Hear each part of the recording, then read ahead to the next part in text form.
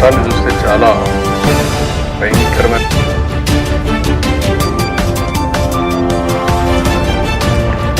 ఈ చట్టాన్ని తీసుకురావడం చాలా సమస్యలకు దోహదం చేసింది.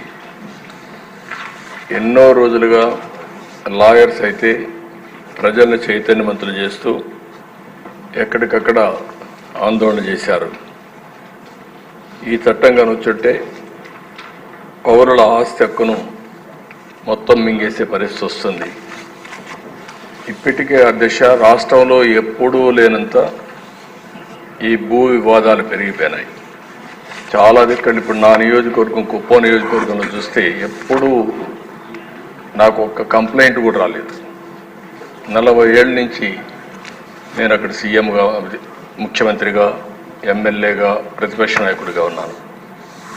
ఈ 5 ఏళ్లలో జరిగిన అవకతవకలు ఆ నియోజకవర్గంలో ఎక్కువ కంప్లైంట్లు వచ్చేది భూ వివాదాలపైన వచ్చాయి.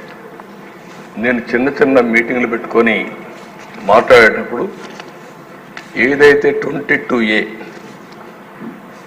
ఎవరైనా భూమి ఉంటే దాని పక్కన 22A అని వేసేస్తే అది ప్రభుత్వ భూమి అయిపోతుంది.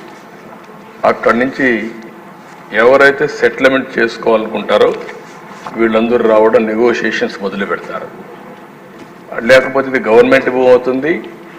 మనం కానీ ఒప్పుకుంటే, వాళ్ళు ఒప్పుకుంటే దాన్ని ఆటోమేటిక్గా మళ్ళీ ప్రైవేట్ భూమి కింద 22A తీసేసి మళ్ళా ప్రైవేట్ భూమి కింద సెటిల్మెంట్ చేసుకునే పరిస్థితికి వచ్చారు. అధ్యక్ష టెక్నాలజీ కూడా చాలా ప్రమాదం.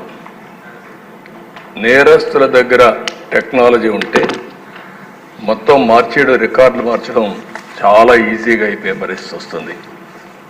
ఇప్పుడు దానికి తోడు మీరు చూస్తే అధ్యక్ష ఇటీవల కాలంలో ఇవన్నీ కూడా సెంటిమెంట్స్ ఉంటాయి.